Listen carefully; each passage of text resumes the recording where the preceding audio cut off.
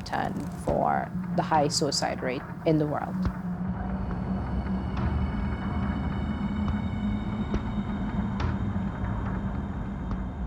We have implemented a decriminalization of suicide. A lot of countries that were once British colonies still maintain these laws. I decide to commit suicide. I take the poison bottle and drink it.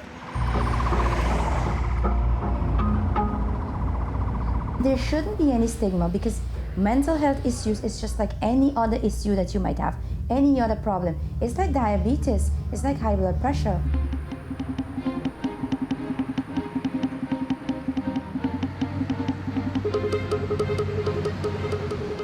If positive change is needed, political will is necessary. All right? How are you doing?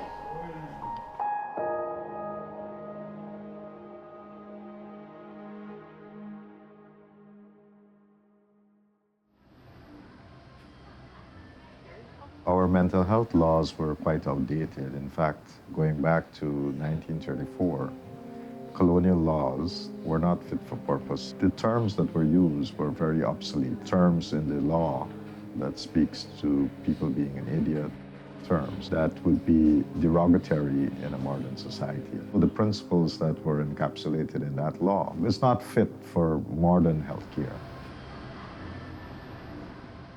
I want to commend all my colleagues for speaking on this matter. This is something that we have been talking about for many years now. And finally, we were able to bring it to this assembly and to pass it. Thank you very much. 2022, two landmark legislations were launched, the Suicide Prevention Act and the Mental Health Protection and Promotion Act, a different law that deals with working or having mental health services and treatment in a more human rights-based approach. For many years, there was only two places Guyanese could have gotten those services. The Georgetown Public Hospital Psychiatry Department was one, where persons who need an acute care would go there. If long-term care was needed, persons would be sent to the New Amsterdam Psychiatric Hospital, which, for all intents and purposes, was Guyana's asylum. If somebody was deemed to be insane, you lock them away and that's it. It was felt that they were a menace to society. This stigma is very much alive in the community. People don't want to come to the hospital, even though they know they need the help. Helping to break that stigma in order for persons to get help. Because of trust issues and past experiences, a lot of persons don't want to open up. They will just simply say, by the time I get home or by the time I leave somebody's house, my entire family knows, the entire street knows. So helping to break that barrier when it comes to the stigma, that would be a stepping stone for us. When they're not feeling that well mentally or they speak about it, they're perceived to be mad or they're perceived to have evil spirit on them, that spiritually something is wrong with them. There is a very big stigma, and this is one of the reasons why we want to go away from having a mental health facility or a psychiatric hospital. For people to access mental health care, they have to come to the psychiatric hospital. We tend to patients from all 10 administrative regions of Guyana, from Essequibo to Linden to Georgetown. Modern thinking, however, is that persons should not be institutionalized. When a person has an acute episode, they would come to the hospital, they would be treated, hospitalized like with any other condition, and then you're discharged and you have follow-up care at a different level. Right now, we are in a phase of developing new infrastructure. We have under construction 8 new hospitals. We also would start another set of hospitals in another month or so. This would include Maruka, Keto, Camarang, and Letem. These new hospitals provide specialized care, which for a long time only happened on the coast of Guyana.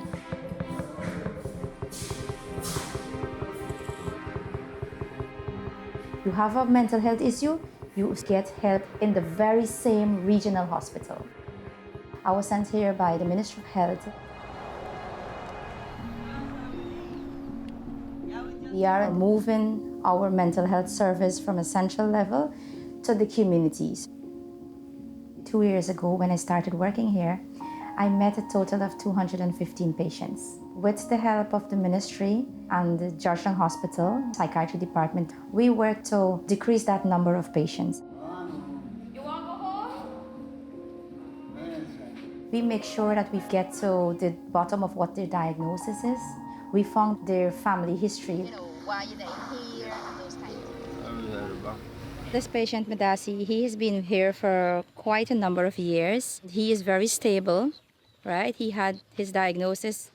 What we're trying to do is to get contact with other family members so he can go back into society, move back into his hometown and live. He helped the patients out, right? He's a nice guy.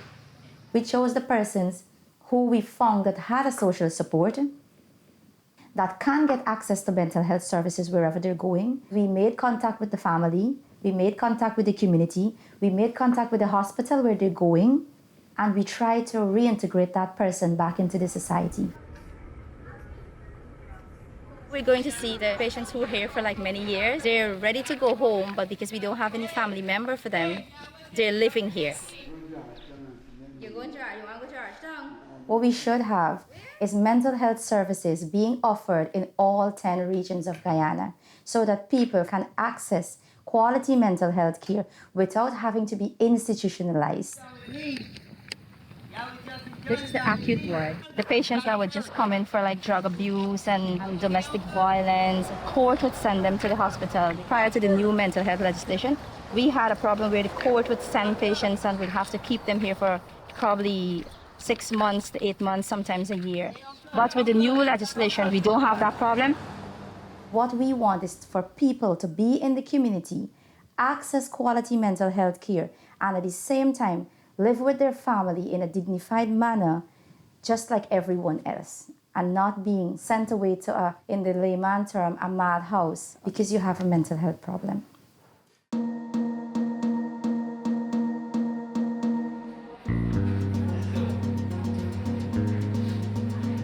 We're very grateful for having laws that are user-friendly, laws that speak to the benefits of patients. Patients now have rights. Our prior mental health ordinance dates back to 1930. Suicide attempt, they were considered criminal. A lot of countries that were once British colonies that still maintain these laws. If somebody attempted suicide, you're not going to get people reporting it. And if you don't report, then you can't solve the underlying problem. So they don't need to be in jail. They need help. A national suicide prevention helpline is going to be launched before the end of the year. It's going to be 24 hours helpline, which we will provide with counseling services. Now, this is something that has never been done in this country before. Hi, good afternoon. IDRF Guyana. How may I help you? Something that is going to revolutionize the way things are done dealing with suicide attempts.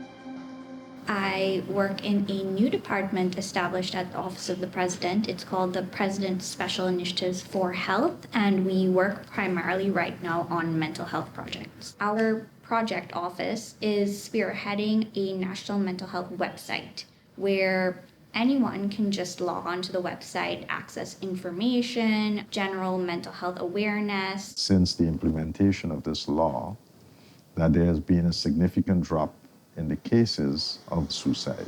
We have almost halved it.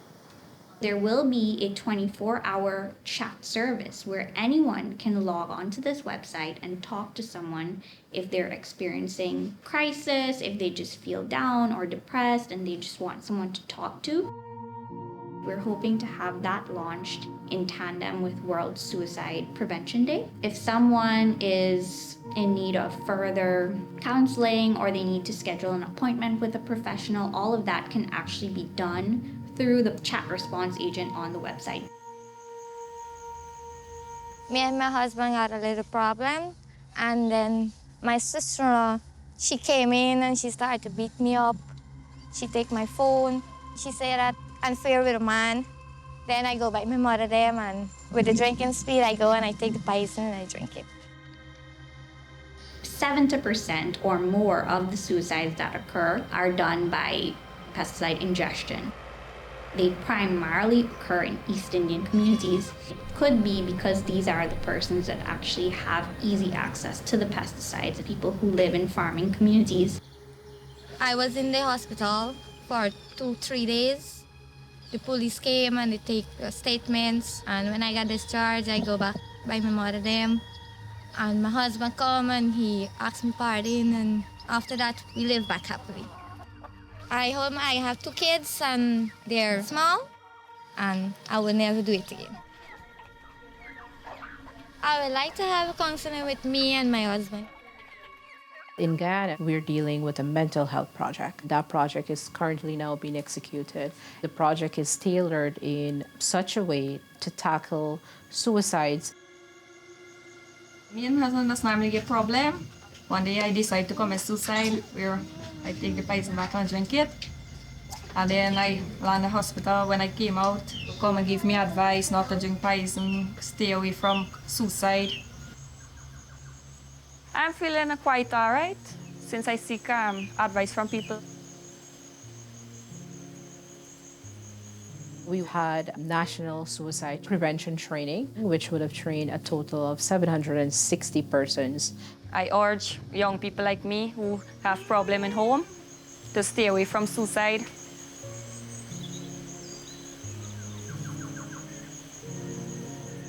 What we have been doing is taking mental health care delivery to the communities. We have been creating beds in general hospitals to treat people with mental health needs. And so they don't have to be transferred from their communities to a central location in Georgetown or New Amsterdam. So tremendous changes. We have clinics in all the regions of Guyana, except Region 8, but we practice telemedicine.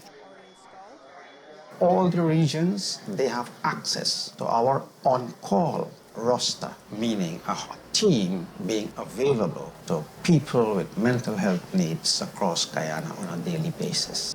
Many times, a team of persons will bring in somebody who is physically restrained because that person was creating havoc in the village. I am Mr. Sean Spencer. I work here at the Georgetown Hospital at the psychiatry department. What basically we do here, make sure there are no sharp objects or tools or knife, whatever, anything that it can harm the self. They can be very threatening to all those who are around them. Working along with the doctors and the nurses, helping them also to apply the medicine and the injection, whatever they needed assistance. They can get really ugly, but that's not what we meet every day. We have outpatient clinics, and our doctors go there once or twice or more than twice a month. On the East Bank, we have been able to put a psychiatrist who takes care of that corridor. In the Department of Psychiatry, we see an average of about 500 persons per week as outpatients, and as inpatients, we will have on a daily basis between 8 and 18 inpatients. It's just like any other part of the world where you have anxiety, depression, substance use, chronic diseases, the psychotic type like schizophrenia.